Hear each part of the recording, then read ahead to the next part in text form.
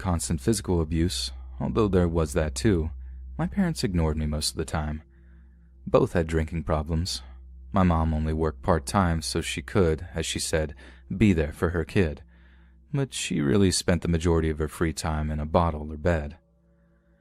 My dad was the main breadwinner, working as a over-the-road truck driver. He was away most of the time, leaving me alone to take care of myself. Our apartment was on the edge of town, surrounded by miles of forest. As long as I can remember, I was entranced by those woods. It wasn't long before I was spending my days exploring them. My love of nature only grew from there. I soon realized neither of my parents were paying attention to my comings and goings, so I began camping out in the woods overnight, here and there just to see if I'd be missed. But as I figured, I wasn't. From there, I began spending weeks at a time camping throughout the vast forest. We all know all good things must end, and one morning, I was caught walking out of the woods by my father. He just arrived back from time on the road. It was early, and he was livid to see his 12-year-old son walk out of the woods at 5 a.m. on a school day. In addition to tanning my hide, I got an earful from them both. This didn't stop me from returning, though. After laying low around home for a week, I waited for my dad to leave and my mom to drink. When I was sure she was asleep, I fled back to my real home. I would slip back early every morning prior to school without anyone noticing. It didn't take long for things to go back to the way they had been before. If I wasn't at school, I was out roaming the woods. I mentioned before I had a series of camps throughout the forest. Early on, I realized I was sharing my getaway with others. Among these interlopers were small groups of homeless people, probably way before I came along. They'd use the woods as a place to camp and drink, away from the prying eyes of the police and public. I made the mistake of staying in the same place too long on one occasion and almost got assaulted because of it. After that run-in, I moved my camps to the other side of the river. Some nights I would lurk in the shadows and watch them destroy themselves with drugs and drink. Many times, violence would break out, and this only reinforced my hate for them. I already saw enough of that at home anyway. As the months passed, I moved deeper into the vast forest, always looking for a new place to explore. Summer came, and with it, more homeless. It wasn't long before they had their filthy little camps all over the woods. However, at that point, I was still safe if I stayed on my side. I was the only person who knew where to cross. River or not, my paradise would be taken away from me, once and for all, by these very same people. One hot summer afternoon, I was down on the banks getting water. I'd heard voices off in the distance, so was keeping my eyes peeled. I'd retrieved my water and was returning back to my camp when I heard a group of people arguing on the opposite side. Curious, I hid and watched. There was a raggedy tent set up, and next to it, 3 men and 1 female yelling at one another. They were too far away for me to make out much of what was said. They all looked like they were drunk, swaying around while they argued. I stayed around for about 10 minutes when one of the men hit another over the head with a beer bottle. The man staggered and fell to the ground. I waited for the man on the ground to move, but he didn't. The assailant then picked up a big rock and threw it down on the man while the others just stood by and watched. He did this over and over, about 3 times, until he looked too exhausted to continue. I had to stifle a scream as I watched this horror unfold, and by now was too scared to move. The female then yelled something at the man and slapped him on the chest. He looked unfazed and instead just stared down at the mess he'd just made. After a minute of doing this, the others yelled something again at him, and they all ran away together. I could finally breathe, but still dared not move in case they returned. I stayed hidden for what seemed like hours before I decided they weren't coming back. I expected the man on the ground to get up, but now I know how stupid that was. I got the crazy idea in my head that I needed to get him help. Drunk bum or not, he was still a human, and I ran the entire 3 miles back to our apartment. For some reason, I was happy to see my father was home. I ran in, short of breath, and began yelling for my parents. I noticed them sitting together on the couch and ran up to them. My dad told me to shut up and then asked me what the matter was. I repeated the story of what I had just witnessed in the woods. Rather than getting help, my dad began yelling at me about defying him. My slurring mom soon joined in, and they both commenced chewing me out a new a-hole. The worst part was when my mother accused me of making up stories to get attention. I denied this, of course, but she wasn't listening. The rest went the way it always did. My dad pulled off his belt and strapped me across until I began crying, and he told me to shut up or give me something to cry about, as usual. It was clear to me the discussion was over. The man wasn't getting helped. After all, I was just a stupid kid. I crawled off to my bedroom and cried myself to sleep, as I had done so many times. My retreats to the woods had ended. I couldn't leave the house without one of my folks, and going outside was out of the question. Not long after that, I was shipped off to live with my dad because I'd become too much for my parents to handle. I expected life to be much as it had before, maybe even worse. After all, there had to be a reason why my mother was so messed up. I kept my guard up for a long time, waiting for the first beating to come. Instead, I would be given a life I could have never dreamed of. Grandpa Mac turned out to be a loving and patient man, the exact opposite of any adult I'd ever met before. The first time he asked me what I liked to do, I was speechless. No one ever cared to ask. I swallowed the knot in my throat and told him of my love for nature. Expecting the usual laughing and mockery, I braced, but instead his face lit up. He spent the next hour telling me of all the great memories he had of camping with his father. I knew then I had become the luckiest kid in the world.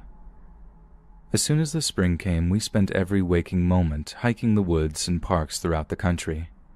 The knowledge he passed on to me could fill a library full of books.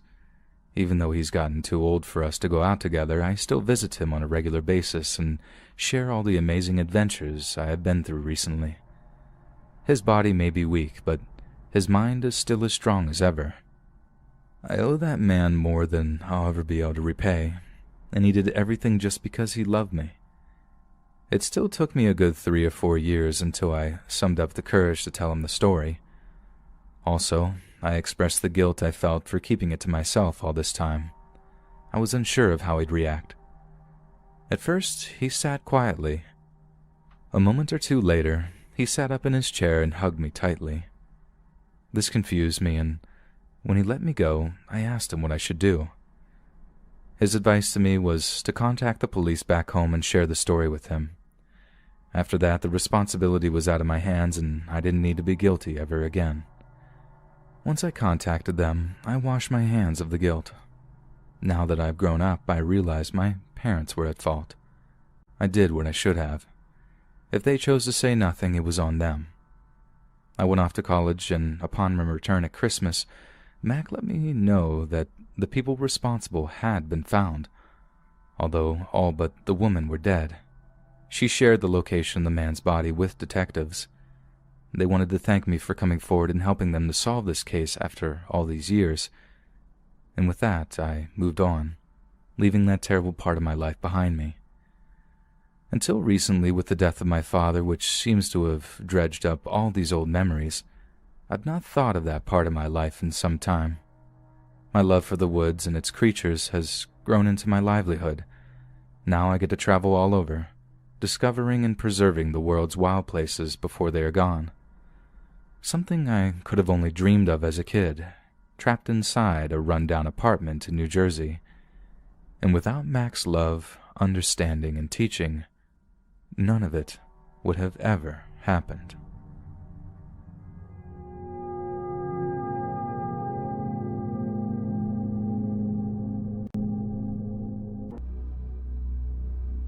This happened about 5 years ago now. I had just gotten through a really rough breakup of a codependent relationship, so I was going through a phase of trying to be more independent, self-sufficient, and just generally more okay with being alone. I would go to a lot of movies, restaurants, etc., all by myself. At the time, I was living in Montana, where spending time outdoors is a prime recreation. Camping solo seemed like it would be a really good exercise in truly being self-reliant. So I packed a little tent and went to Jerry Johnson Hot Springs.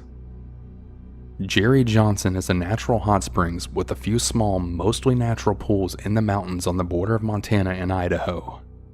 I'm going to try and keep this as brief as possible, so I won't go on explaining the place. What I will say, however, is that it's truly in the middle of nowhere. From the interstate, it's about a 1/3 mile hike across the bridge and into the woods. And from the interstate, it's about a 45-minute drive in either direction before you reach any kind of civilization in the form of a gas station. There isn't a motel or anything attached to the hot springs like there are with some. It's really just forest land with a few tiny ponds of warm water, and if you ever go, you'll probably be the only person there. There's plenty of daylight, so I decide I'll go soak first and then set up my camp when I'm finished. I make the short hike to find that there's a couple, a man and a woman around their 30s in the main pool, and they look kind of startled to see me. I say a friendly hello from a distance as I then approach. At first, they don't really respond, they just kind of stare at me. Then the guy pipes up. "What are you doing, man?" I then tell him that I'm really confused and I don't know what he means. The man then asks, "Are you the one that's been creeping around the woods and watching us for the last hour or so?" I assured them that I didn't know what they were talking about, and they begin to tell me that there's someone in the woods way off of the trail. Apparently they'd been yelling at him and he just doesn't respond. He'll walk away into the woods for a while and then reappear somewhere else, just watching them. After they've been assured that it isn't me, I get undressed and get into the water. The pupils in their eyes were huge. I'm guessing that they ate some magic mushrooms. I never asked, but it seemed pretty obvious. It's not a big deal. It's basically the perfect setting for something like that, but it makes me think that they might just be having a bad trip. We talk for a while, and first about the creepy guy and then about some other stuff. The mood lightens and they seem pretty relieved not to be alone. I'm a relatively large guy and I guess there's strength in numbers. No more sightings of the creeper. They get out of the pool before me. I'm in the pool all by myself for about 10 minutes before I then hear some shouting in the woods. I decide to cut my soak short just in case someone's in trouble. I get out, dry off quickly, and then get dressed, still mostly wet, when I then hear another shout. I then start quickly hiking. I eventually come across the couple that was shouting off into the woods and saying things like, "Hey man, we have a gun," which they didn't. I ask what's going on and they say that the guy was just ominously standing in the path looking at them way off in the distance. When they started to shout at him, he left the path again and then retreated into the woods. Now he's out of sight. Through all of this happening, they never get a good look at him. We walk back to our cars. We decide that we're all going to camp near each other. There's an official campground, but you have to pay. The guy tells me that he knows about another spot that's relatively flat that would probably work for us. I agree and I decide to follow them. It's not very far. They set up their tent and I set up mine about 100 yards away. I wanted to give them plenty of space to trip or whatever, and I was out there in the first place to camp alone. We were in a dry season on raw forest floor, so neither of us made a campfire. I got all set up and just sat around reading a book, really enjoying all of the nature. The mosquitoes made me retreat into my tent at about 6 p.m., and by 9 I was sound asleep. At about midnight, I was then awoken by the sound of screaming. I grabbed my flashlight and my .22 pistol, put on my shoes but didn't tie them, and then started running toward the other tent. When I arrived, the two were standing outside of the tent with their own flashlights and completely losing it. They said that the guy had been there and that we all needed to get the crap out of there ASAP. They showed me a slice in the wall of their tent that he had made with a knife. They then haphazardly packed all of their stuff in a hurry and we went back to the cars. I only then realized that I hadn't actually grabbed any of my own stuff. I asked if they would go back with me to get it, and they basically just said, "Sorry dude, you're on your own," then got in their car and took off. I then thought about it for a minute. I could come back the next day and get my stuff, but it was over an hour drive in each direction, and I was there now. I did have a gun, but if I shot someone in the woods, even if self-defense, that would be the beginning of another nightmare that would probably last the rest of my life.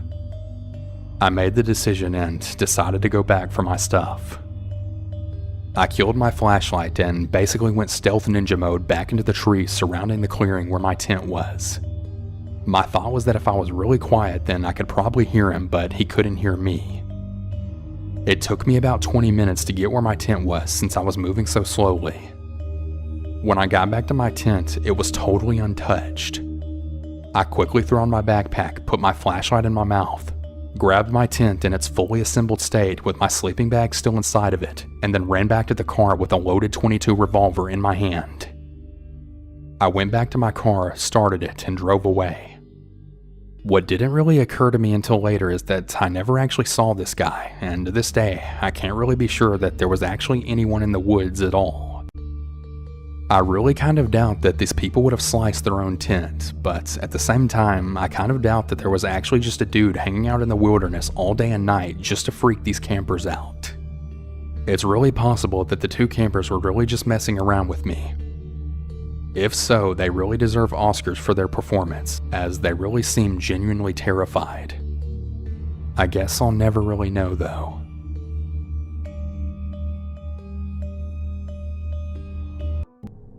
The argument started the same way every time.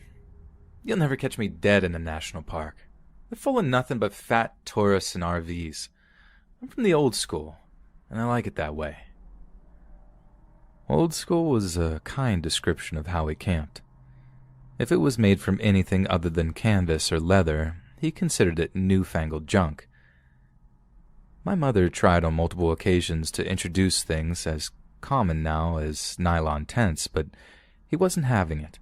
He'd rather carry that big, musty wall tent everywhere we camped, and don't get me started about the stinking cans of kerosene that always leaked all over everything. He was certainly a man born too late. The term roughing it had to have been coined with him in mind. We continued to suffer through his archaic ways of experiencing the outdoors until the near death of my younger brother showed him the error of his ways. Throughout the early 80s, my dad would drag us out to the national forest during Thanksgiving. The weather was relatively mild for this time of year, and the forest was beautiful. I can still smell the pine trees. These retreats always seemed to coincide with the hunting season for some reason. I remember hearing Dad used to hunt before meeting our mom. I think she forbade him from doing it anymore, so this was his way of sticking it to her. Either way, gunshots near camp were a common sound.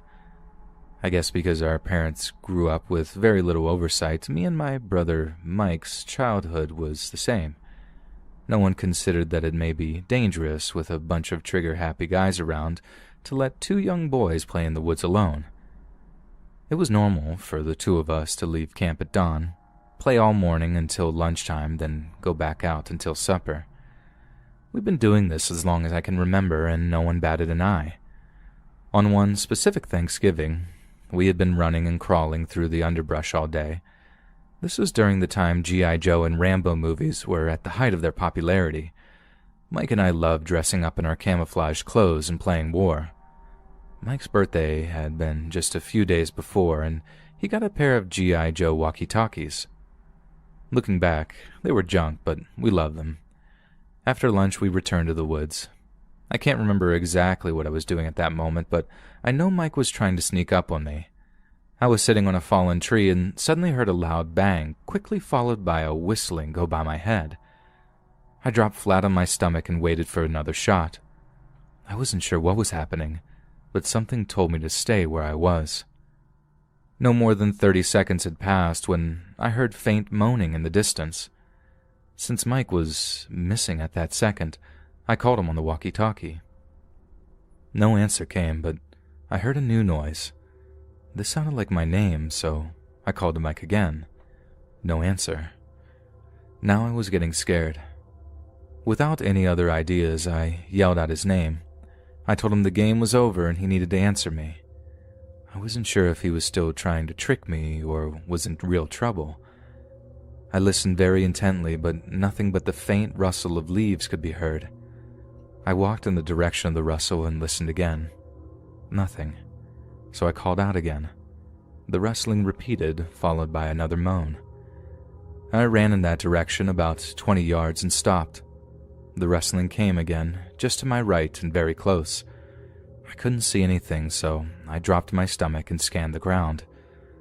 About 3 feet away, I spotted the bottom of a Nike. I knew it had to be Mike's. I ran to the bush he was laying under. The sight I came upon still breaks my heart to this day. There was Mike, staring up at me with a terrified look on his face. Just under his arm was a hole with blood pouring out of it. It shocked me, but I did my best to play it cool. I didn't want to make him any more scared than he already was. Had I been older, I may have known better how to move him, but I just reached down and scooped him up in my arms. He was too heavy for me, but I was going to do my best to save him. I made it about 100 yards before I had to set him down. He must have been in considerable pain. He asked me to leave him there and go get help. His voice sounded very weak, and I almost broke into tears right there. Somehow, I held myself together and ran another mile or so without stopping. Mom must have known something was wrong. She yelled out in a panicked voice for my father. My dad came out of the tent, took one look at me and said, "How bad is it?" I was too winded to speak. I just pointed him toward where I'd set him down and he took off. By the time I'd caught up, Dad was already picking him up and headed for camp. The entire ride to the hospital, Mom kept talking to him, telling him to hold on. I rode in the back seat, holding my shirt against the wound the whole way there. What would have normally been at least a 30-minute drive took us just under 20. Dad handed him off to the doctors. They had him in surgery within the hour, and the next 3 were a long, living nightmare. More shocked at what had happened to my brother, I was in amazement at how calmly my parents were handling everything. Having become a parent since, I realized they were far from calm, but they handled it well either way. It was after midnight when the doctor gave us the news. They had been touch and go for a long time. I only found out much later that Mike had died more than once during surgery, but Mike had a good chance of recovering completely. The police, having been notified of the shooting, arrived soon after dawn to question us. Now that the urgency of the situation had passed, I broke down several times during my recollection. That was the first time I came to grips with the possibility that I could have been shot myself. Mike was going to be in the hospital for a few weeks, so my parents got a hotel room nearby. I think my dad considered staying at the camp, but after a very short discussion with my mom, he decided against it. The detectives handling the case kept us up to date, but as late as the day Mike was discharged, no names had been connected to the case. The most widely held theory is that a poacher mistook the movement in the bushes for a deer and fired. It accounts for the red flags during the search through hunting licenses. It wasn't the first time this happened, and sadly won't be the last. Mike was one of the fortunate ones. 34 years have passed since then, and nobody has been decisively connected to the shooting. Mike did make a full recovery and went on to start his own business and family, just like any other normal person. Something great did actually come out of this mess. We never returned to the national forest, and even better, Dad decided with all of those fat tourists with their RVs being around, it was a safer environment for he and his family. Between 12 and 17, I got to spend my holidays in awesome places like Yosemite and the Grand Canyon. This is the way I had always thought camping should be, peaceful and quiet, and I'm almost positive Mike would agree with me.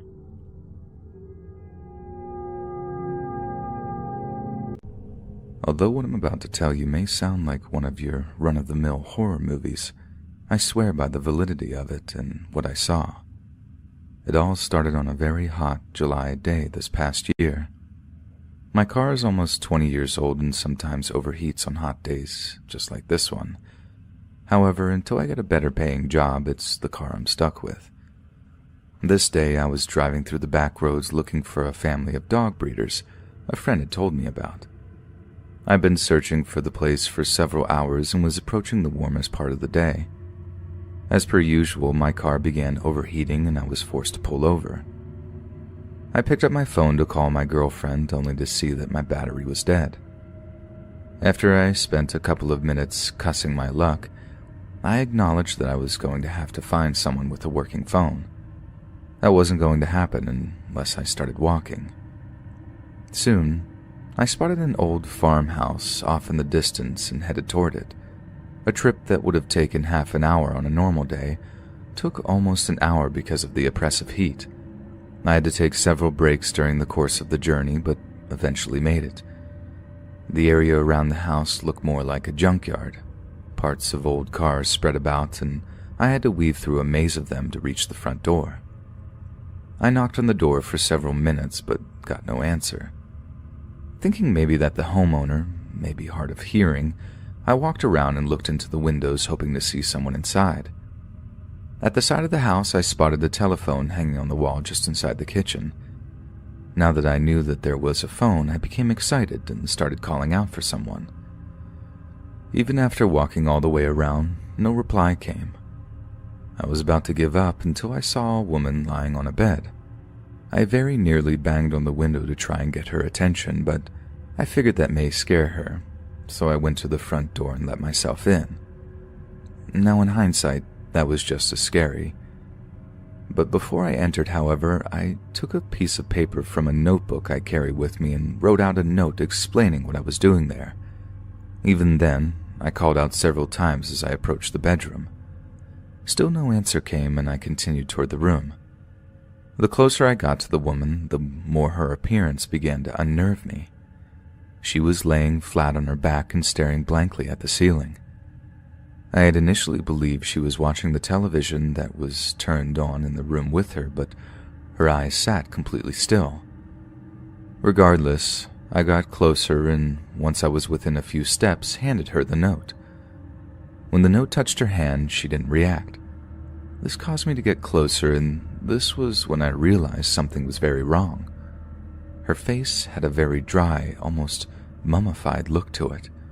Her hair was a vibrant black, a color not often seen on older females. She had to have known I was there by that point, but her eyes stayed fixed. This is what caused me to lean in even closer and look into her eyes. Rather than being slightly bloodshot or moist-looking like most people's, they had a shiny, glassy appearance, like they were fake.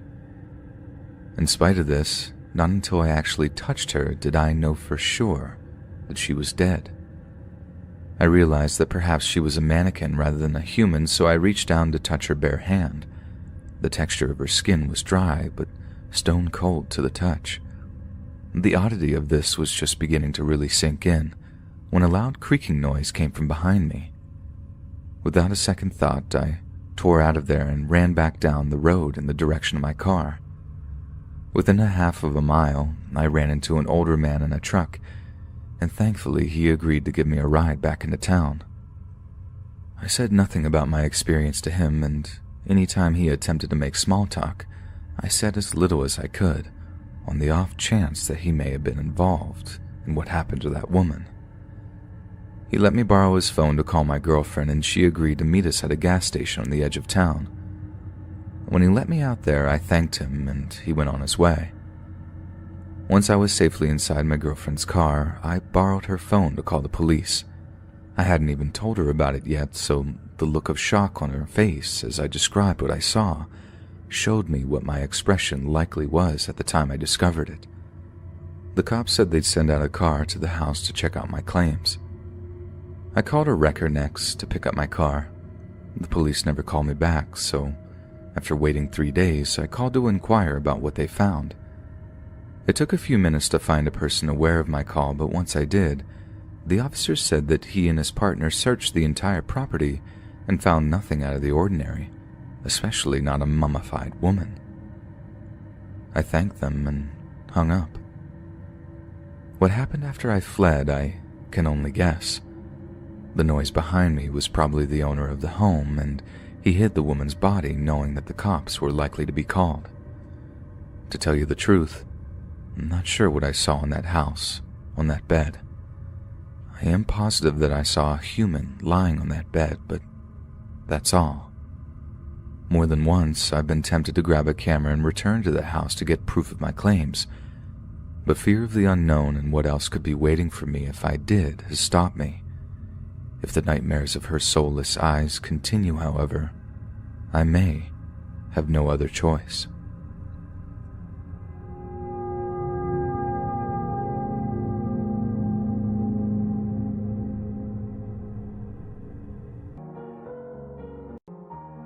Back in the September-long weekend of 2011, me and my nephew took my 2 children, along with 3 of their friends, to our cabin at a nearby lake for the weekend. Our family has owned the cabin since they moved to Canada in the 1950s. It's located in a very rural area of Alberta.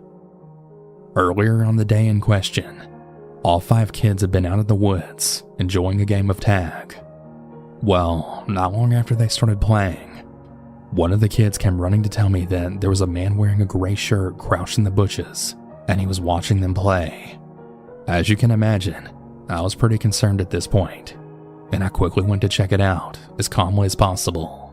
At this point, the rest of the kids also said that they had seen a man watching them. I went looking around for the man, but he was gone, and the dense bushes made it even more difficult to find him. At this point, I thought getting away from the cabin for a while might take everyone's mind off of the strange events. So we all packed up the car and we went to the beach. When we got to the beach though, there were police cars and emergency personnel all crowded at the beach and throughout the small town. We later found out that apparently 2 people had actually drowned in the lake that day. And in the end, going to the beach wasn't the distraction we had hoped for. Upon returning to the cabin at around 7 p.m., we ate food, the kids played, and we all set up beds in one room for peace of mind after the really strange events. Once the kids were in the room for the night, I went downstairs to the living room, which has a really large deck coming off of it, facing towards the woods. There's a sliding patio door leading onto the deck. My nephew and I were just chatting, when we then heard a tapping noise coming from the back deck. At first, we didn't really think anything of it, but the noise just got louder and way more aggressive, as if it were coming closer. My nephew, who was in his early 20s at the time, came with me. I don't think I mentioned this, but I was a woman in my early 30s at the time, and we went to go check out where the noise was coming from. At that point, we saw a man wearing a gray shirt tapping an axe on the deck. I recognized the man as an ex who we have a restraining order against, and as soon as he saw my nephew, he took off. I immediately called the RCMP, which is the police, and within about 10 minutes, 3 units then showed up with their guns drawn. Thankfully, all the children were sleeping undisturbed in the bedroom upstairs. The police searched for a while, but they didn't find him, as it was really dark and there was a lot of thick brush surrounding our property. Needless to say, I ended up sleeping in the bedroom with all 5 kids that night. The next morning, we all packed up and left, not wanting a repeat of the previous night's events. Upon returning to the cabin a week or so later, the word "dead" was carved into one of the windows that was facing the woods.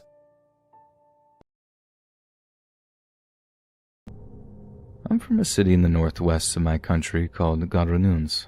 It is a very beautiful place. Some call it the City of Flowers. I love Garanuns, but I cannot live there anymore.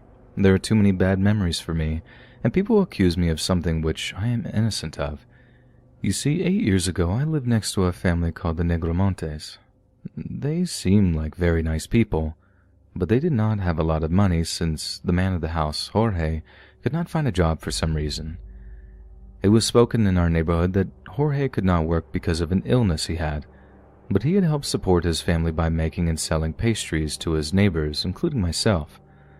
Jorge made the best empadas and salgados, which are traditional Brazilian pastries that we all love to eat, and on more than one occasion, I found him knocking at my door with a tray of delicious empadas for sale.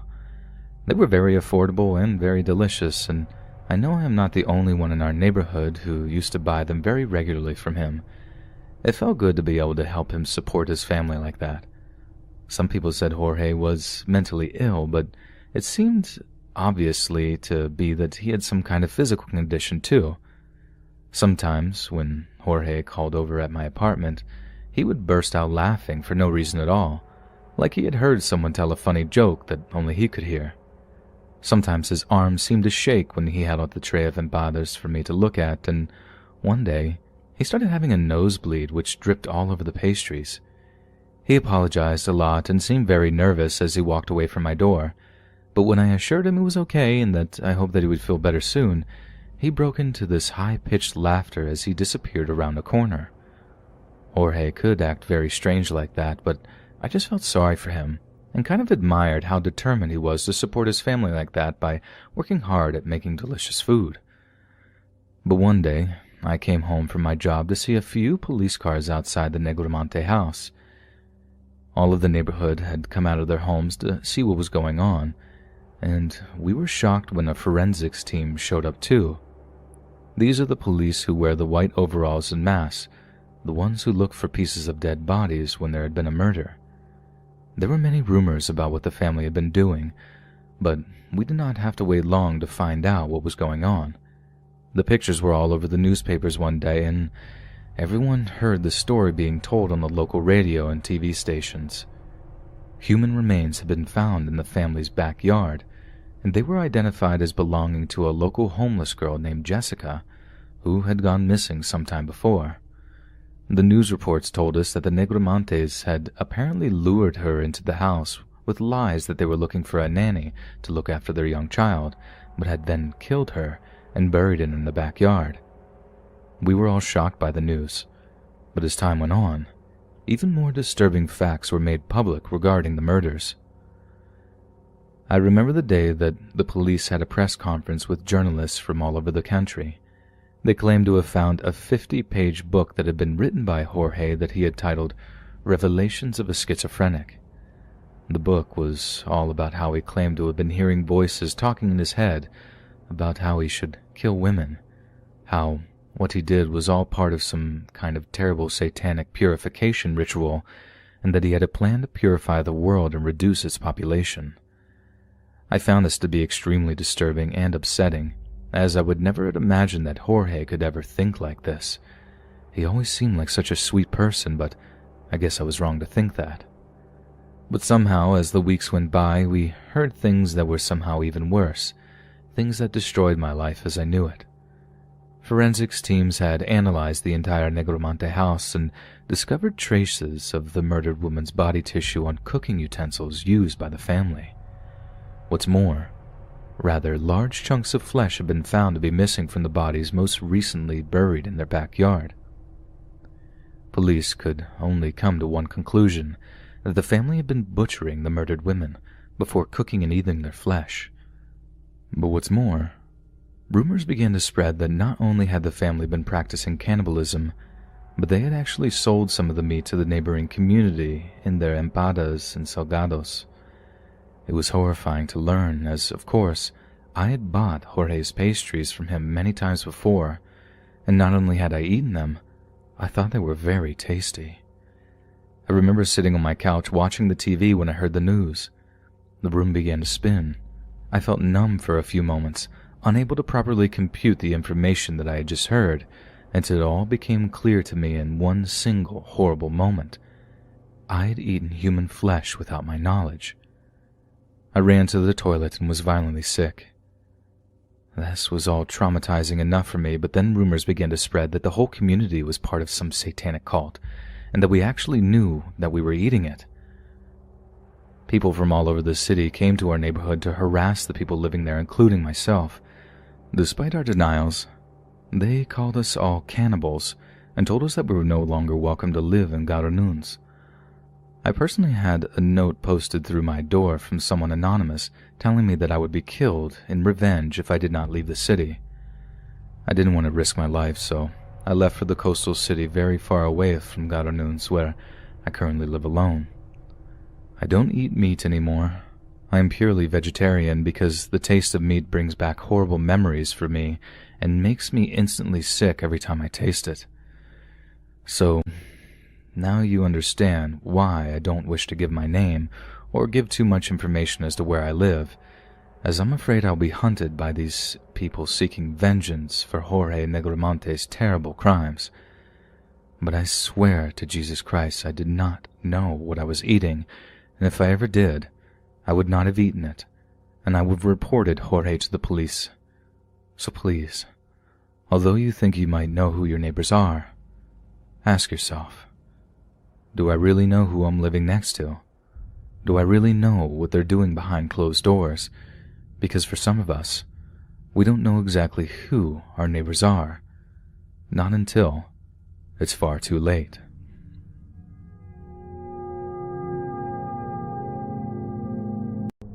Okay, so I have something of a confession. I get totally out of control when I have a crush, and I suppose if you were to phrase it so insensitively, then I guess you could call me a stalker. It probably took way longer than it should for me to realize it too. Like I just figured I was, I don't know, intense, passionate, whatever you want to call it.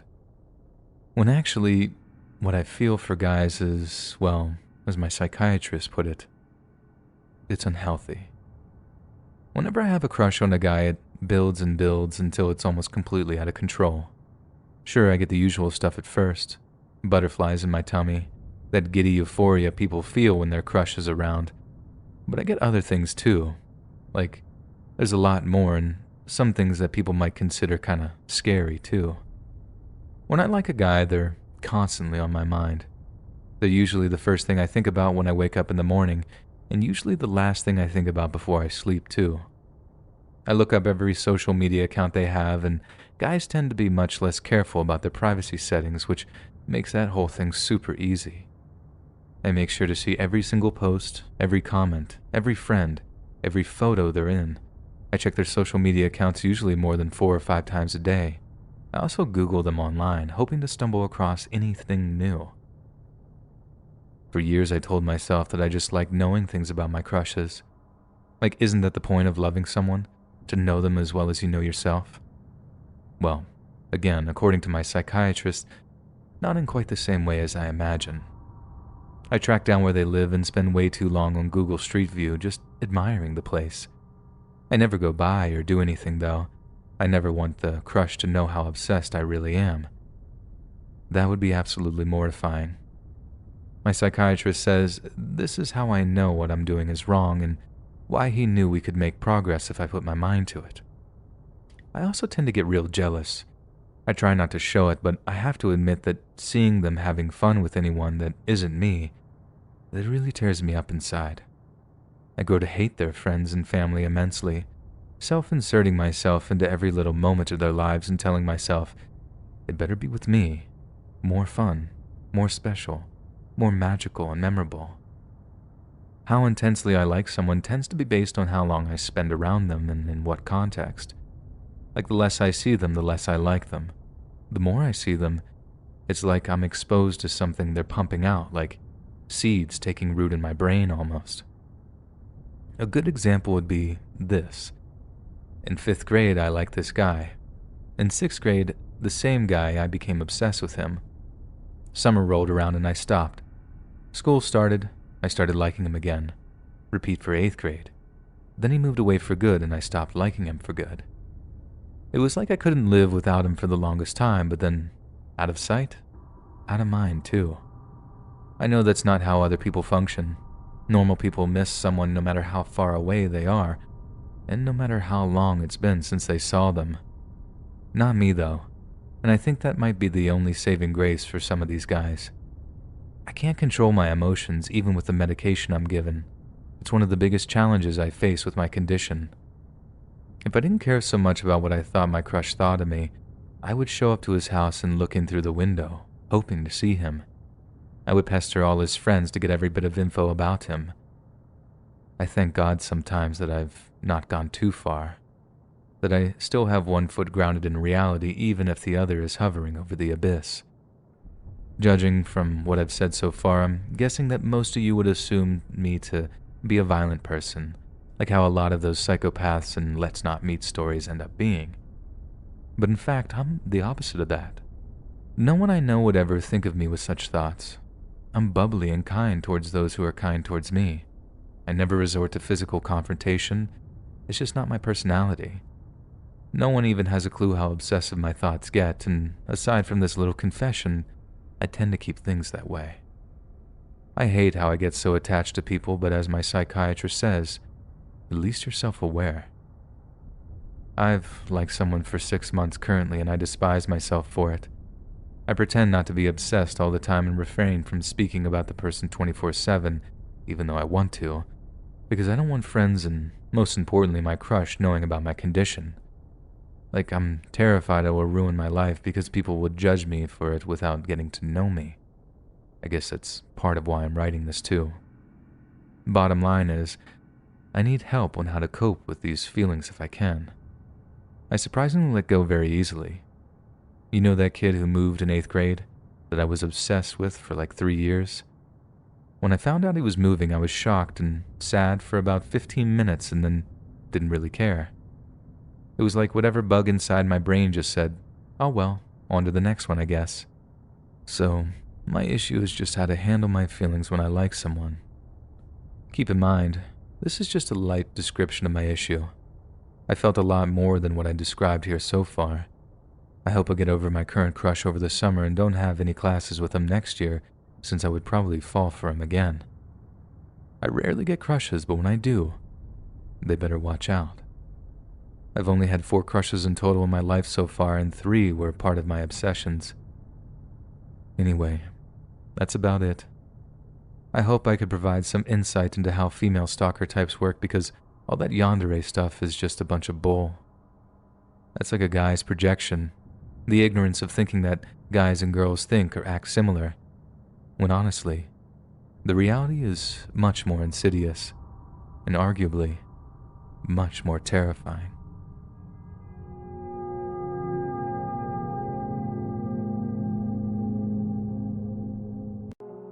It was the summer of 2019, and we had planned a road trip from Texas to New York, as well as surrounding states. Our road trip was going well. We had ventured through some really amazing states and cities. The travel crew consisted of my husband, 2 daughters, my husband's parents, and myself. We're pretty self-conscious of the hotels we stay in, due to having 2 small children. Well, a review of La Quinta was really well in a suburb of Washington, D.C., and thus we chose to stay in that La Quinta. Once we arrived at that specific hotel, we had noticed that the hotel had a really rough surrounding area, despite the entire street being covered with hotels. Radisson, Marriott, True, La Quinta, Days Inn, etc., just to name a few. However, the shopping complexes and the restaurants near that area seemed rough.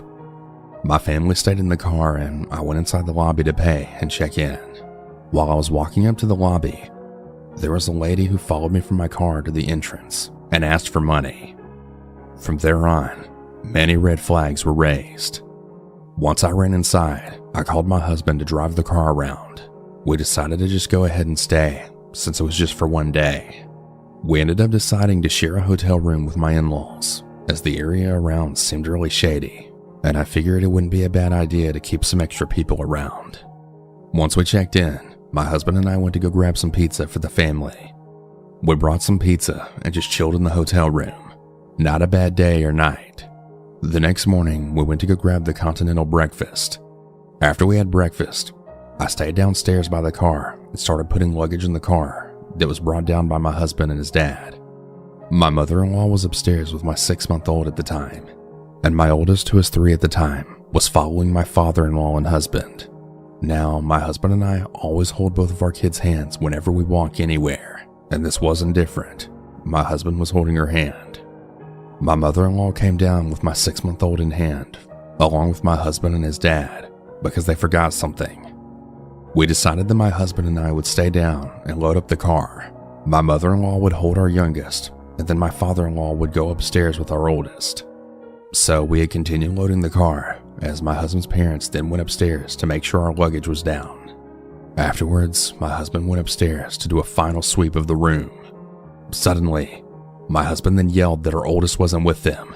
I quickly shut the trunk of the car and went into flight mode.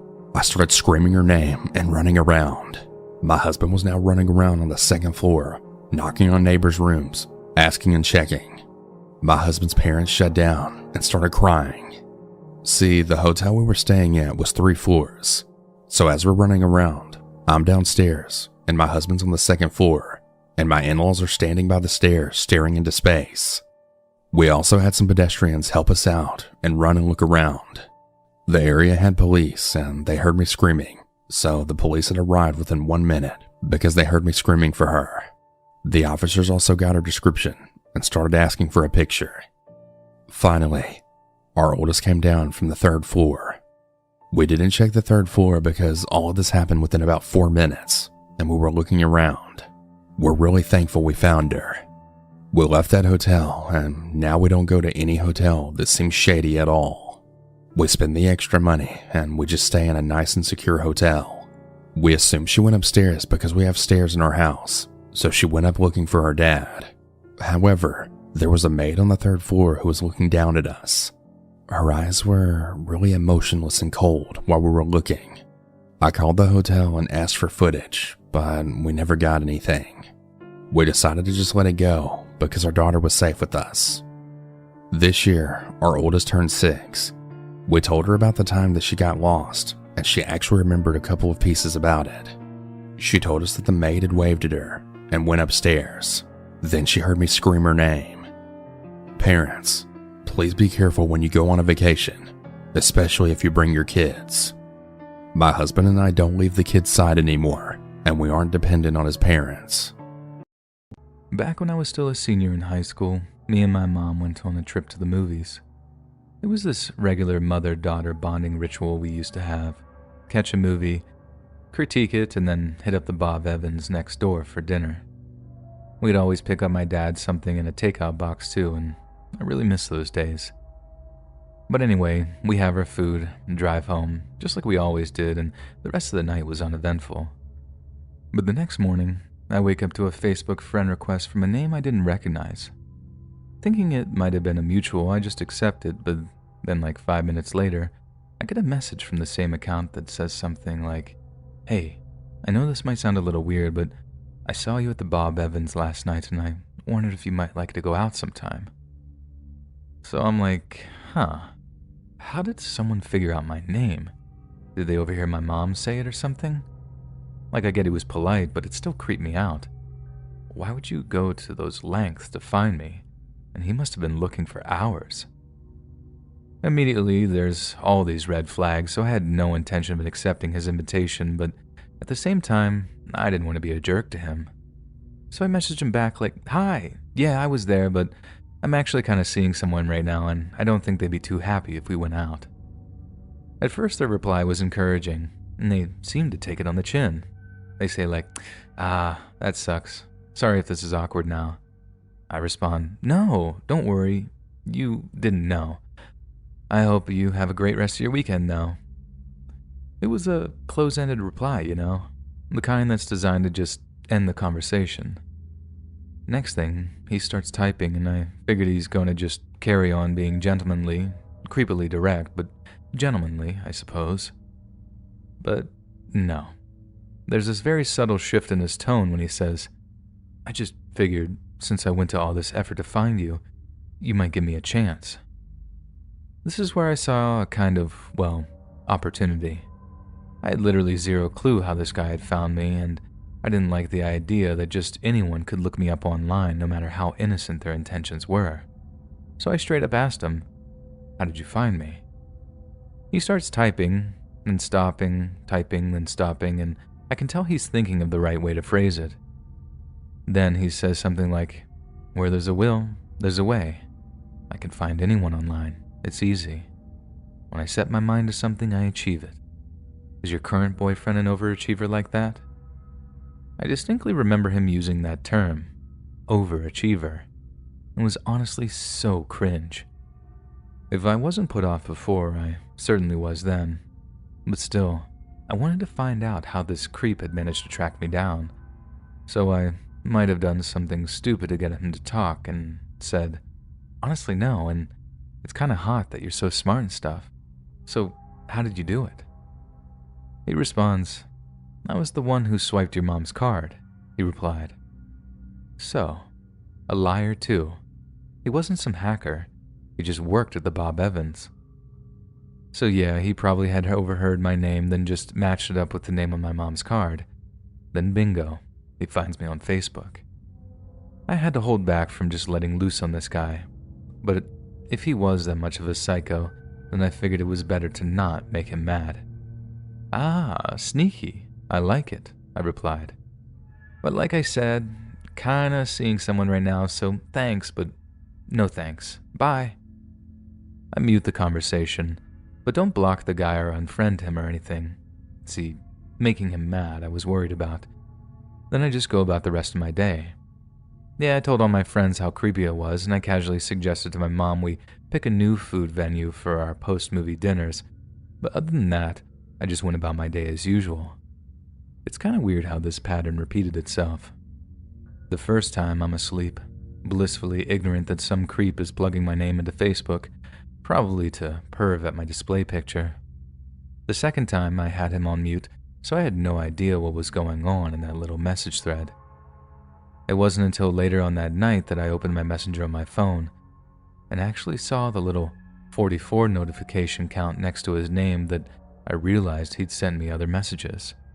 And yes, it did say 44. He'd sent 44 different messages, mostly rants, and he'd been sending them on and off all day. But it wasn't until I actually read what they said that I started to freak out. I'm not going to type up everything I remember him saying, and I'm pretty sure a lot of you will be able to guess the majority of it. Think nice guy style put-downs coupled with threats of actual violence. He basically said that if he'd managed to track me down online in a few hours, imagine what he could learn by the end of the week. He said he had friends that would help him break into our house. After that, they'd tie my parents up, kill them in front of me, then take turns abusing me until I was used up and lifeless. And that's the clean version of it, condensed into 2 sentences. 44 different lengthy messages he sent me. Think about that. The final message I read, it went on, before I ran downstairs to tell my mom and dad, was the message that read, "I'm in my car, and I'm looking for your house."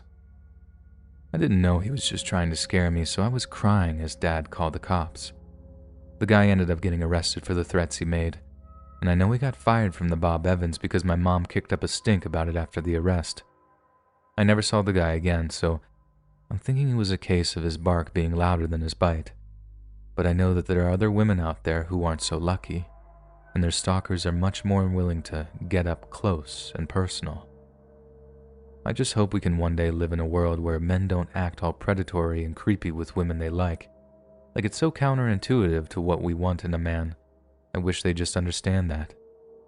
But till then, I suppose all we can do is be safer online and with dating apps, and hope we never run into that one sick psychopath that won't take no for an answer.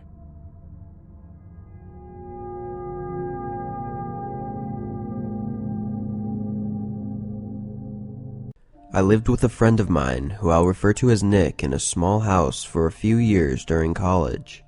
He was my roommate for the first year, and then we decided to move out of the dorms and share the rent on a house since we both had decent enough jobs. This was both of our first times renting a place, so we didn't really know how to budget properly. After a few months, everything was okay, but it was almost a year in when we realized that this place was eating up both of our bank accounts. So the obvious solutions were to either move out or find another roommate. Neither of us wanted to leave, so we started the search for a roommate. We started by asking all of our other friends, but none of them were interested, so really the only option was to put up a post online. I made a post on Facebook Marketplace, and Nick made a post on Craigslist. Again, neither of us have ever done this, and it felt kinda weird, but we knew we didn't have much of a choice. A few weeks went by, with just a couple of responses, but none of them seriously considering moving in, before Nick shows me an email he got from someone named Sam, replying to his Craigslist post. The guy seemed legit, and the following day he came over to view the house. I should mention, he was a couple years older than us, and had just graduated, but he seemed pretty nice, and looked clean and everything, so we were glad to have him. He agreed to the split of rent and moved in the next week. In the few months following, Sam would hang out with us a lot, and we actually got to know him pretty well. But then all of a sudden, he became very closed off for some reason. Nick and I would barely ever see the guy, and when we did, he wouldn't even talk. He would sit in his room for the most part, with his door shut, and would only come out to get food or to go to work. It didn't bother me necessarily, I just found it a little strange. Anyways, it was around month 4 with him being there that things started to take a turn for the worst. I had just gotten home from work, and immediately as I walked through the door, Nick calls my name quietly from the living room. "What's going on?" He mentions that Sam was home, so to not talk too loud. Then he tells me about a strong smell he noticed when passing his room today. I told him I hadn't noticed it. He points down the hall towards Sam's room and tells me to quietly walk past and see if I notice. So I got up and made my way quietly down the hall towards Sam's door. I didn't even have to get very close to smell what he was talking about. It was awful and really disgusting. I had no idea what it was, and had definitely never smelled it in the house before. Nick suggested we ask him what it was, and I agreed. We both went to his door, trying not to breathe in too hard, and knocked. Then knocked again and again, calling out to him. He didn't answer. Nick said he was sure that Sam was in there, but after a couple more minutes we just gave up and figured we'd ask him tomorrow. It was already pretty late at this point, so we both made a quick dinner and then ate while watching TV in the living room, and then we both went to bed. The next day, I caught Sam on his way out of the house and asked him what the smell was last night. I was just taking out the trash." He quickly left and drove off. That answer didn't really make any sense to me, but I didn't want to press him too hard. I told Nick later that day, and he agreed that it was weird, but didn't know what else to do, so we left it at that. Another couple weeks go by. Again, Sam barely talked to us, but the smell had gone away by now. I got home from work late one night, and Nick and Sam were both in their rooms, already asleep probably, so I pretty much went straight up to my room and fell asleep as well. But sometime in the middle of the night, I woke up hearing some movement below my room, which was where Sam's room was located downstairs. I listened for a couple minutes, trying to figure out what he was doing, but eventually I fell back asleep. The next morning, Sam ran out of the house to go to work as usual. However, he didn't return home that night. Another couple days would go by, and he still hadn't come home. I called him multiple times, and his phone instantly went to voicemail. We were actually starting to get worried, and decided to check his room to see if there were any clues as to what was going on. His room was pretty messy, and actually kind of looked like a lot of his stuff had been packed up and taken out. I also found a pair of glasses in his drawer, with some other random belongings, which was weird because Sam didn't wear glasses. He left some clothes and all of his furniture behind though, which made us believe that he didn't just move out suddenly. Nick ended up calling the police to notify them about Sam possibly being missing, and an officer arrived that night to investigate and ask us questions. We told him everything we knew and let him look at his room. Nick also gave him a picture that we had taken together back when Sam first moved in. After that, we didn't get an update until a week later. A different detective called us and informed us that the identity of the man in the photo with us was not Sam. They said a family member recognized them as their missing son who had been gone for almost a year. After that, the case got a lot more complicated, and we didn't have much helpful information because the guy pretty much lied about everything he told us. So after a little bit, we lost contact and stopped getting updates. As far as we were told, the man was just some regular guy that was living with his parents, who suddenly went missing for no known reason. He never came back to our house though, and I'm not sure if he was ever found. It's definitely the most interesting and creepy experience I've had though. Just knowing that I was living in the same house as someone who made up a completely fake identity and was legally missing gives me chills every time I think about it. It's pretty hard not to assume that this man was trying to hide from the police because of something he had done, or was still doing.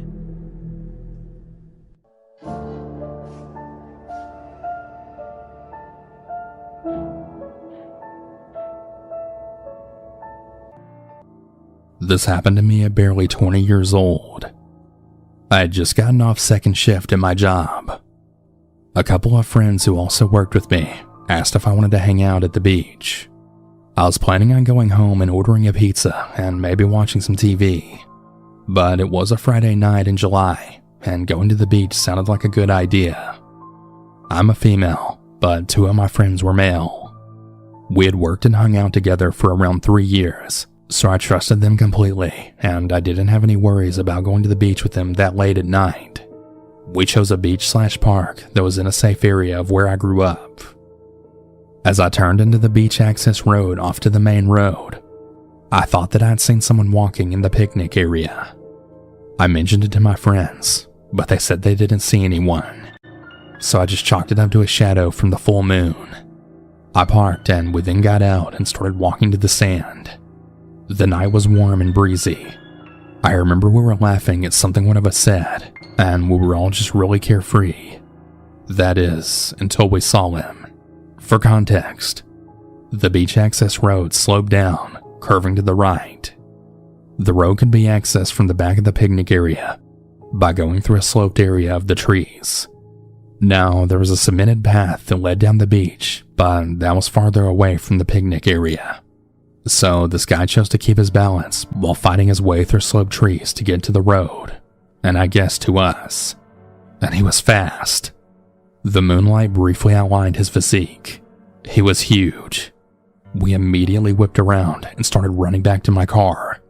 And just like a scene in a scary movie, I fell. I didn't care though if I hurt myself or not. So I got right back up and kept on pace. My car was a piece of crap, and the doors didn't lock. This was a good thing that night. We jumped into the car, and I started fumbling in my front pocket to try and find my keys. I got my car started, and I put it in drive. I just barely got my foot on the gas pedal before the guy caught up close enough to punch my trunk. I drove right the fuck out of there like a bat out of hell. We drove to a populated area a few miles away before any of us said a word. I had skinned up my knee pretty damn good, as I ripped a hole in my jeans when I fell. I also had road rash all over my hands. I frequented that beach until I moved to another state a couple of years later, but I never went back there at night again. I had just graduated college, and I needed a small place to stay while I searched for a new job. I worked part-time at a small grocery store, but now that I graduated, it was time to start looking for a better job. Anyways, apartments were way too expensive to rent on my own, so I was mainly looking for places with spare rooms for rent. I knew it would be awkward for a while living in someone else's house, but I didn't have much of a choice, to be honest. My old roommate from college suggested looking on Craigslist, as most other sites at the time didn't let you post single rooms in a house, or maybe it was just really hard to find them. Either way, Craigslist seemed to have a ton of options to choose from, so I stuck with it. After a few days though, I started to get frustrated, as none of the people would reply to my requests, and the ones that did would just apologize and say it was already taken. But then on Saturday morning, a new room popped up. It was nearby, cheap, and looked pretty nice. In the description, a man named Tom was advertising it as a large house with a spare bedroom for rent that also had a separate bathroom and closet. This sounded perfect to me, so I emailed him about my interest and then went to work. I knew the listing had just been posted that morning, so I felt confident that I was the first one to contact him. On my lunch break, I checked my emails and Tom had replied, asking me to come and view it that afternoon. I knew I'd be tired after work, but I also really wanted this place, so I agreed and we set a time. After work, I drove straight there, which was only about 10 minutes. From the outside, the house looked really nice. It honestly just looked like a regular medium-sized neighborhood home. I parked on the side of the road and walked up to the door, then lightly knocked. After 30 seconds, I knocked again, a little bit harder this time. A minute later, I pulled my phone out to text Tom, but just before I sent it, he opened the door and invited me in. I immediately noticed he was sweating a lot, as if he had just finished a long workout, and he smelled awful. I didn't want to be rude or anything, so I just ignored it. He began walking me around the ground level floor, showing me the kitchen and the living room. He mentioned that he didn't use these rooms often, so I wouldn't have to worry about getting in his way. From the look of the rooms, though, it seemed as though he used them too often. Old dishes were piled up in the sink, and the couch had stains all over it. I really didn't like how dirty the whole place was, and it was strange that in the pictures it looked like the house was really clean. One thing I remembered specifically was that the living room had a brown leather couch in the picture, but the couch that was actually there was black. I figured Tom had probably used the pictures of the house from years ago before it sold. I was a bit annoyed at the dishonesty of it, but all that really mattered was my room, which was upstairs. Tom led the way to the stairs, then stopped when he reached the bottom of the steps and held his hand out in a gesturing manner as if he wanted me to head up first. I got a weird and uncomfortable feeling as I started up the stairs, as Tom didn't follow me. He stayed at the bottom and smiled, saying that my room would be the first one on the left. I continued to the top and took a couple steps into the hallway before a soft thud came from behind the door to what was said to be my room. I looked back down the stairs at Tom, whose smile was now completely gone. Does someone else live here?" He replied in an annoyed tone, telling me that it was just one of his friends staying the night and not to worry about it, then urged me to check out the room for myself as he was sure that I'd like it. I was definitely pretty nervous at this point, scared even. Why wouldn't he have told me that someone else was here? It seemed like something that I should know. Everything started adding up, and all I wanted was to get out of there right away.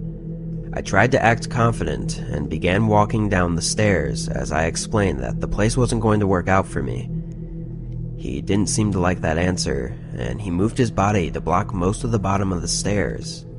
I stood a couple steps away and firmly told him that I needed to leave. He asked me again to check out the bedroom to at least see if I liked it, and again I said I was not interested. He looked at me for a moment. Then, to my surprise, he smiled and said okay, stepping aside.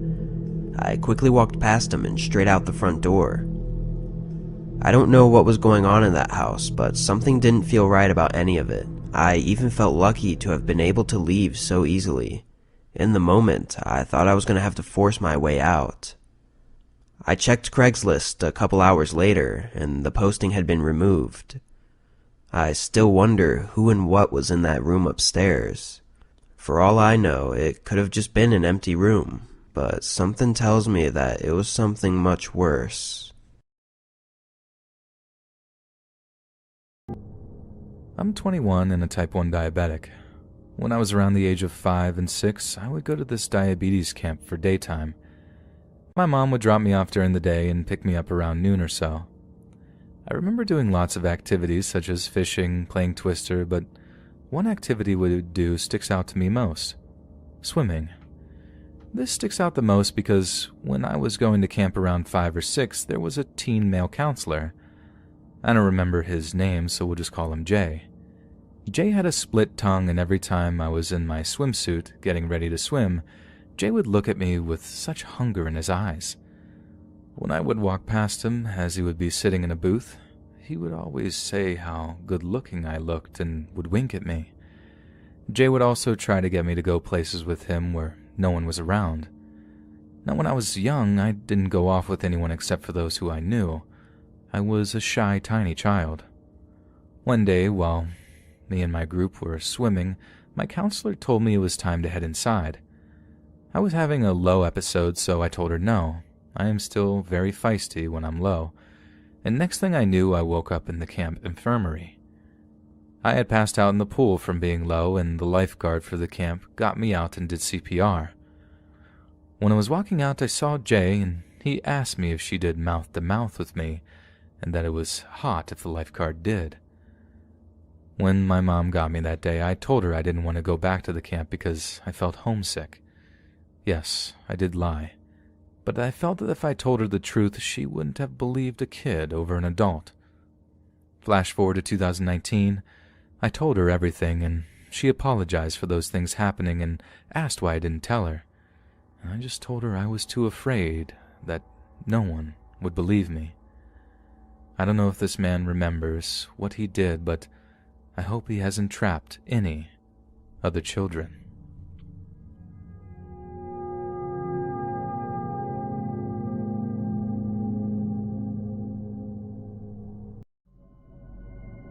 When you go off to college, a lot of people warn you about the dangers that can occur on campus, but what no one warns you about is the ride home.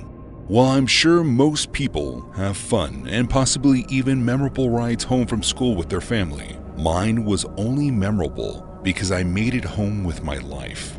It was the beginning of December and the fall semester had just ended. And at the time, I had made plans with some friends back at home to go see the midnight release of a movie that was coming out instead of taking my exams and then driving home the next day. I planned to drive home as soon as I finished my schoolwork. This meant that I left campus around 4 in the afternoon. I would make it to the mall for the movie just in time. So I did just that. I left right after my last test, and I could not have been more excited to see my friends. I had about a 6.5-hour drive ahead of me, so I got comfortable and began making my way home as quickly but safely as possible. Now that being said, even though I was in a rush, I was still raised to be helpful. I was always taught growing up that if you saw someone on the side of the road, you stop and ask if they need help. Sometimes people don't need anything and you just keep driving, but you never know when someone might need you.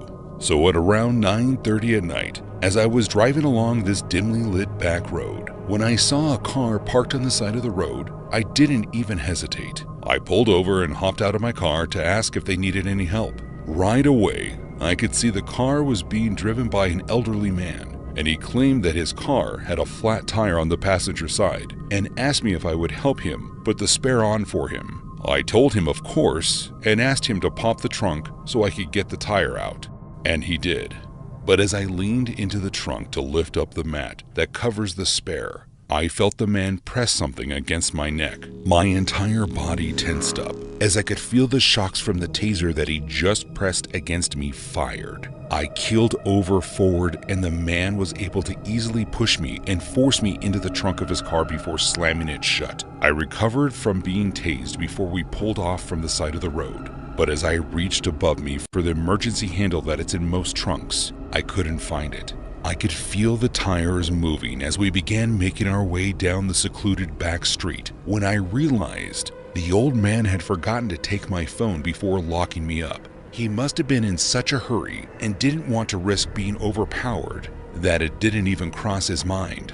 I squirmed around in the trunk until I could get my hand into my pocket and pull my phone out. After calling the police and telling them what road I was just on, it was only a matter of a couple of minutes before they were able to find me. I heard the sound of police sirens behind us as they pulled the elderly man over, and once the car came to a stop, I began banging on the trunk to let the officers know where I was. Once the man was in custody and I was out of the trunk, I asked the officer if he knew why the man tried to abduct me, but he didn't know why. It wasn't until the trial that we learned that this man, who I thought was old and frail, had actually confessed to abducting multiple people between the 90s and the late 2000s. I was just the lucky one.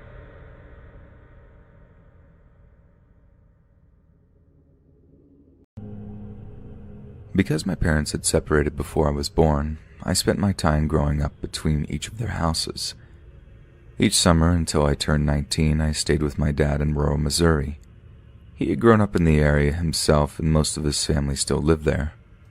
Without much to do, like going to the movies and stuff, I would fill my days hanging out with my older cousin and getting into mischief. Many of our long summer days were taken in wandering the surrounding woods. On one of these journeys, we came across a big lake setting quietly by itself out in the middle of nowhere.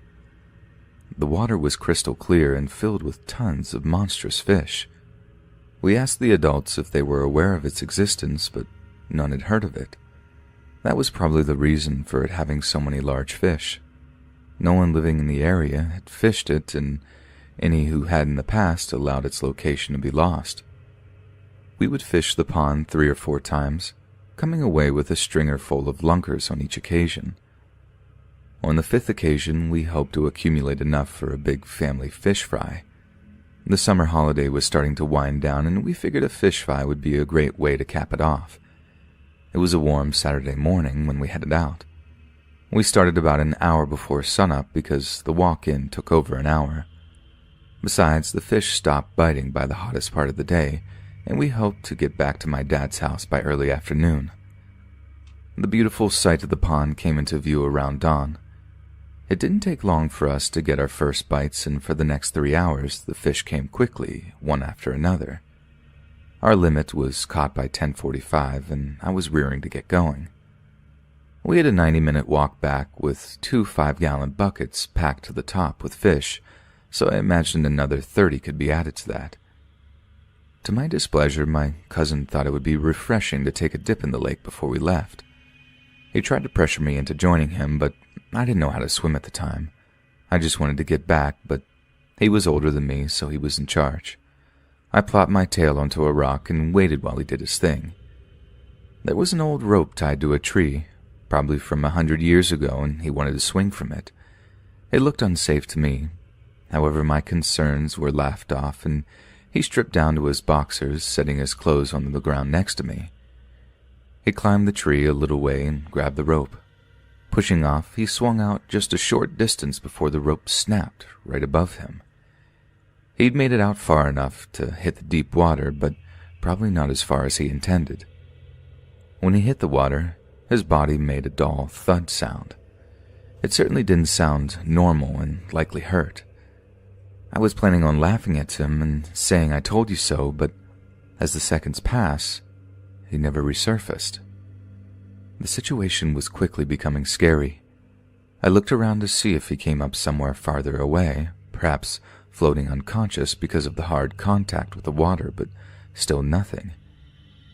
I began to panic and waded out as far as I dare, looking into the water for him. Unfortunately, the water became cloudy with every step I took and made it impossible to see. Soon it was clear to me that he had drowned. How, I had no idea. Perhaps if I could have swum back then, I may have been able to help him, but it was too late now.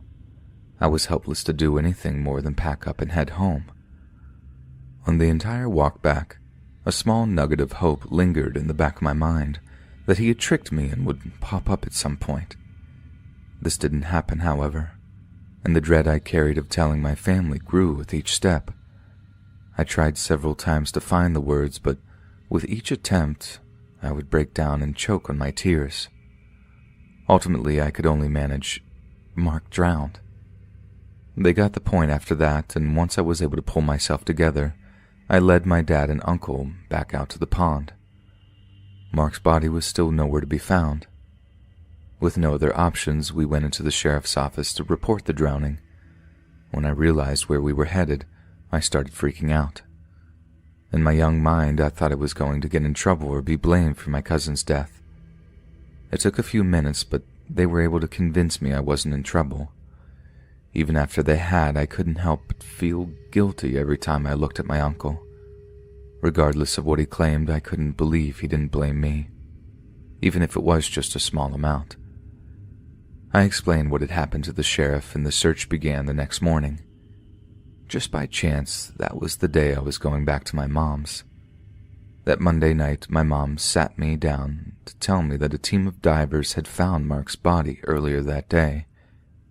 When they discovered him, one of his feet were hung up on a sunken log, so they assumed that was why he never resurfaced. I wish I could say this made me feel better, but it did not. It did, however, serve as a catalyst to learn how to swim. The guilt of not being able to help my cousin stayed with me for most of my life, and I never wanted to be in the position of not being able to help another person ever again. So in a twisted kind of way, his death had a positive impact on my life. However, if I had the choice, I'd still prefer that he be with us.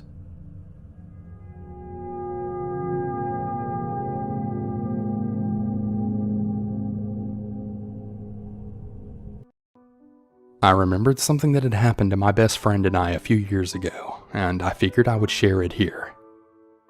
While my best friend and I were seniors in high school, we went on a weekend trip to visit my grandmother a couple hours away from my town in Georgia. The town that we lived in was comparatively small for the state, but one of the biggest towns within a few hours. But we had to travel about 2.5 hours through tiny, somewhat redneck towns to get to my grandmother's place. We were on our way back home when we had to stop at a gas station literally in the middle of nowhere. I'm talking cornfields, cotton fields, streets with no signs or lights, not even stop signs, and definitely no cell service. The convenience store that was attached to the gas station had maybe a couple snacks inside but looked deserted from the outside, and we decided not to bother to get anything other than gas. I paid with card, mainly because I didn't want to leave my 5'1", 100-pound friend all alone in the car while I went alone inside. Another car had pulled up on the other side of the single gas pump while I just started pumping my gas, and because of everything I'd read before on Let's Not Meet, I already had a really weird feeling and decided to stay alert and stand outside of the car with my driver's side door wide open. The reason I did this was so that my friend could see and hear everything that was going on. A thin, late 50s-ish older man got out of the car and seemed to be paying at the pump and standing beside his car while I got gas. But after a few seconds, he walked around the pump and then maneuvered himself around my car door to stand within a foot of me and asked if he could pump my gas for me. Luckily, the gas nozzle was locked, so it was pumping without me having to hold it. I immediately placed myself between the opening of the door and the man, and I prepared to either shut the door with me inside it or move and slam it behind me to protect my friend if necessary. I calmly told him it was fine and no thank you. He looked me up and down with the corner of his lip tilted up and then said, "You know, pretty girls like you shouldn't be out here all alone. And you definitely shouldn't have to do this by yourself. Let a man help you, baby." And then proceeded to cover my hand with his own as he reached for the gas pump that I was holding. I jerked my hand out from underneath his and then slammed my car door shut. I then jerked my hand out from underneath his and slammed my car door shut, thinking the last thing that I would want is him jumping in my car and driving away with my friend in the passenger seat. Red flags were totally going off now.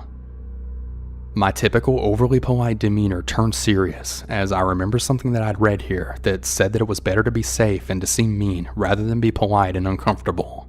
So I then responded and said, "Sir, get away from me. I can pump my own gas and I've already said no thank you.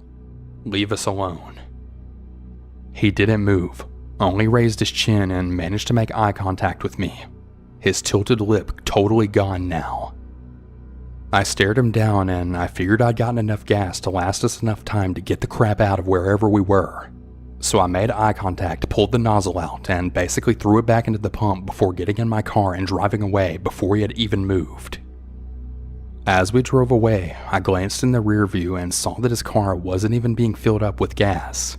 So I'm guessing he was just driving by and then decided to help out a damsel in distress, even though I was nowhere even close to being a damsel in distress. My friend was shaking the whole way home, telling me she would have just let the man pump our gas. But I'm really glad of some of the confidence that I'd gained from this sub. It helped me stay attentive and respond confidently enough to get out of that crazy situation. So to the creepy, helpful gas station man in the middle of Ghost Town, Georgia, hopefully we won't meet ever again.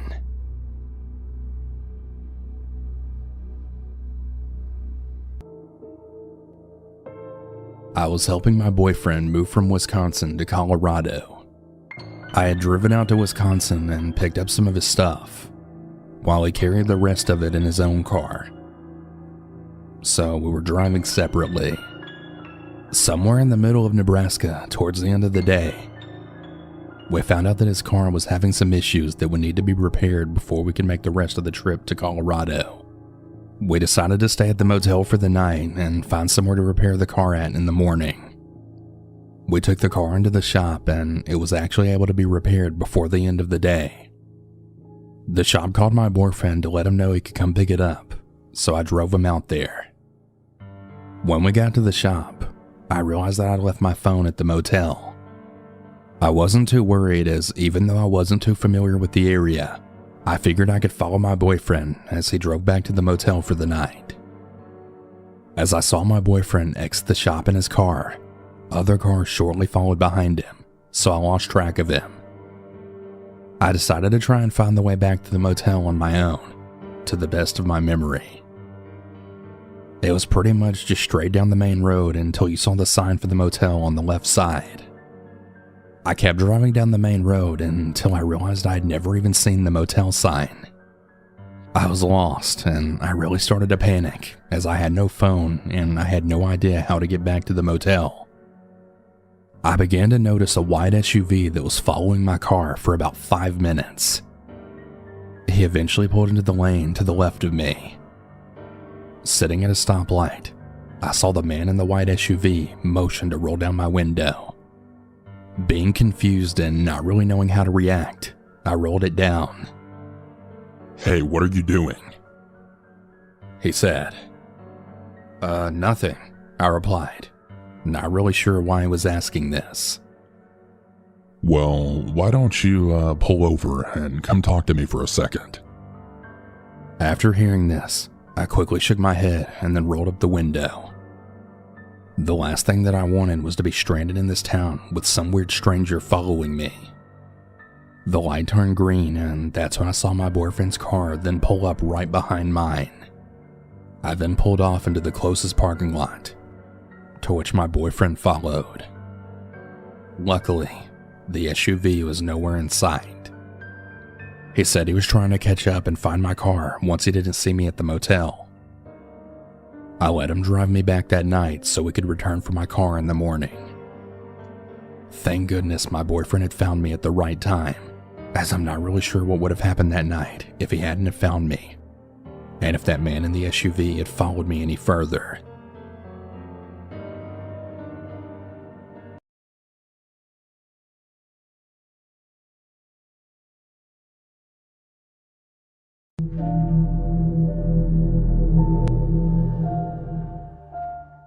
Craigslist is almost never the first place I go when I need to buy something, but sometimes you can get good deals on things that would otherwise be really expensive.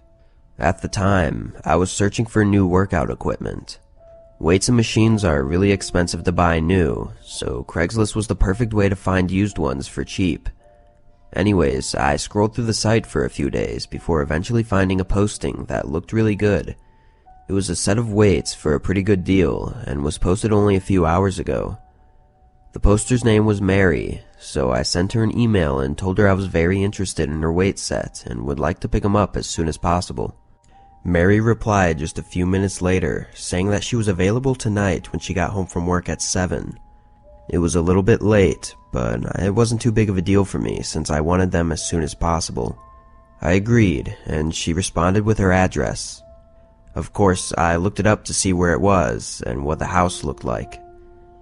It was 20 minutes away in a small neighborhood that I was actually familiar with, as one of my old friends used to live nearby.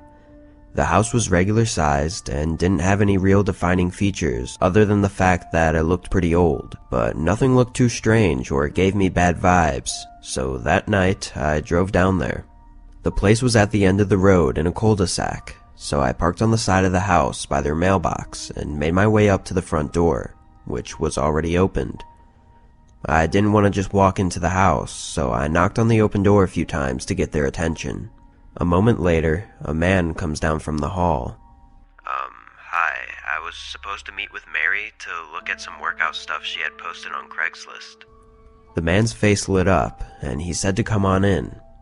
He told me that Mary would be down in a few minutes, as she was changing out of her work clothes.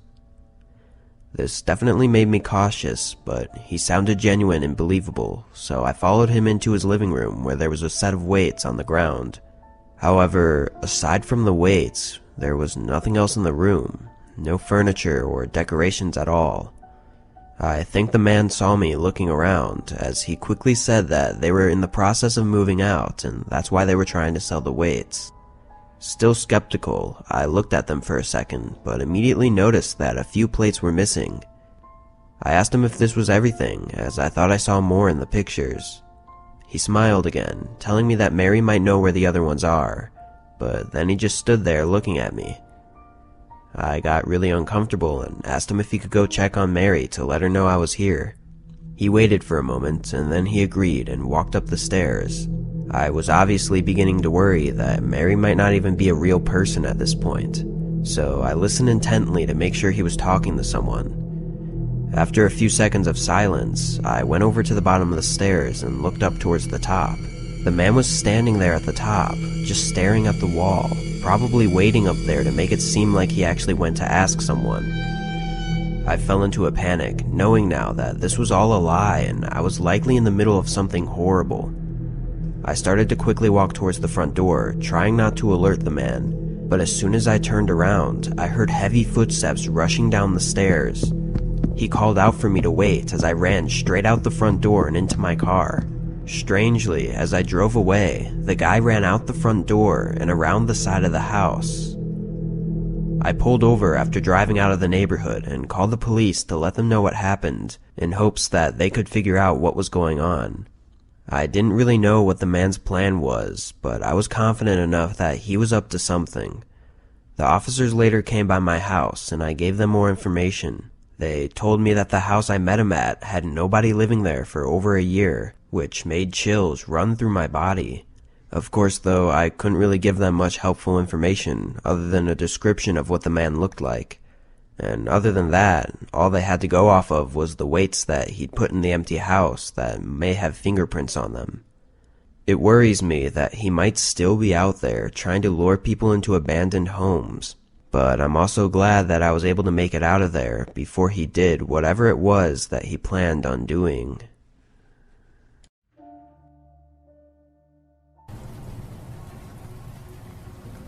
I used to work at a gas station many years ago. I was the clerk in the convenience store that we had, and it was open 24 hours. So, as you can guess, I worked overnights, and when I did, I would be all by myself. Now, the gas station was located across the street from some stores, such as Target and a few others, so the area would get a lot of traffic during the day. A highway was also nearby, and the gas station was on a corner.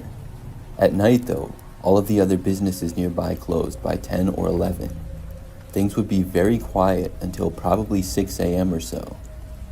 I worked almost every night for a while, and was getting used to being there overnights.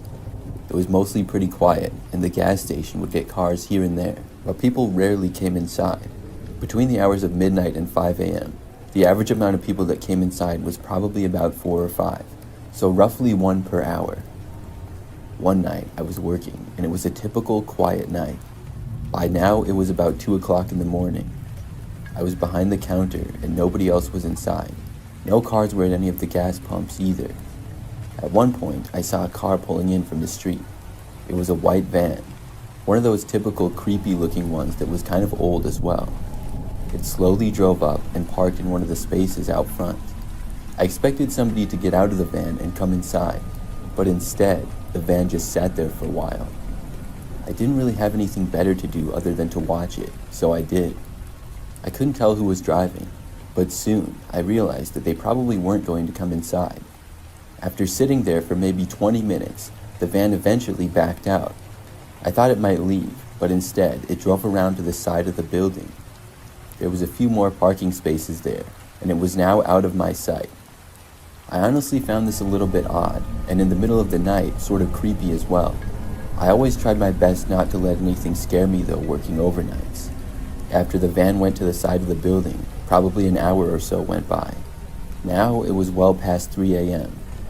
Nobody came inside the store, and in that hour, only one car got gas. Then I noticed that somebody was walking on the sidewalk up towards the entrance. It appeared to be a man, and he had come from the side where the van had gone before. Could this be the driver? He was wearing a large black winter jacket, and the hood was up. But he was looking down, so I couldn't really see his face at all. He made it to the doors, and then walked inside. After entering, the man walked to the right and away from me at the counter. After disappearing down an aisle, I focused my attention back down to my phone. Several minutes went by. When I looked up again, I noticed that the man was just standing there, about 40 feet away from me. He was facing me and looking in my direction with an angry look on his face. His hands were in his pockets, and I was confused as to what he was doing. After glaring at me for like 10 seconds, he didn't move or look away. I said hi to him and asked him if I could help him with anything. He didn't answer me and just kept standing there. Then I asked him if he was okay. The man still didn't answer me. I was really confused and not sure what to do. After standing there for a few more seconds, the man then turned and slowly walked out. Then he walked back down the sidewalk and returned to the side of the building. Less than a minute later, I saw the white van drive away. I was really glad that he was gone. The rest of my shift was pretty quiet. Eventually, a few more people came in. I was trying to figure out what that guy was doing, though, for the rest of my shift. His behavior was just really strange. I worked almost every night back then, and probably 3 nights later, I was working and it was about 2 a.m. or so. Once more, I was by myself and there were no customers. It was very quiet. Then I saw a car pulling into the gas station, and I soon realized that it was an old white van, just like the one from the other night. I remembered what had happened the other night, and I just hoped that it was not the same guy. I was already feeling creeped out. The van slowly drove around the gas pumps and over to the parking spaces out front. Then it turned and started to back into one of the spaces. After it parked, the van sat there for several minutes. But all of a sudden, I heard a car door open and soon saw what appeared to be the same man walking around it. He went to the very back of the van and opened it up. A short time later, he emerged holding something that looked like a crowbar. Then he closed the back doors to his van and started slowly walking to the entrance. He was wearing the same thing as the time prior. I had a bad feeling as I watched him slowly walk into the entrance doors. After getting inside, he then turned and started walking towards the back of the store. Quickly he went out of my sight, and everything in the store became extremely quiet. About 5 minutes went by. Then, all of a sudden, I heard a crashing sound. It seemed like the man had hit something, probably with his crowbar. I heard another sound after that. It was like he was just whacking stuff. Several seconds into this, he seemed to move closer, and then I saw him appear in an aisle a ways away. I got out from behind the counter and ran out of the store. They weren't paying me enough to stay in there and deal with it. I ran all the way to my car and got inside of it. Then I called the police. I waited there with the doors locked, watching the store. I was parked behind the gas pump, so I was a decent ways away from the store. Probably about 3 or 4 minutes after I called the police, I saw the guy leaving. He slowly walked out and went back inside of his van. Then he drove off. Less than a minute after he left, the police arrived. I told them that the man was gone, and we went inside the store to see that lots of things were off the shelves. It was all messed up from the guy whacking it with his crowbar. It was like he had gone on a rampage. We watched the whole thing unfold on surveillance tapes, and the guy was just whacking stuff. Then he calmly left. It was the craziest thing that I had ever seen. After that incident, the police investigated to try to look for the guy. They also had a police officer at the store overnights for the next week or so. The guy didn't come back, and I didn't work there for much longer either. I'm glad that I quit that job, because ever since it happened, I was really nervous working there at night.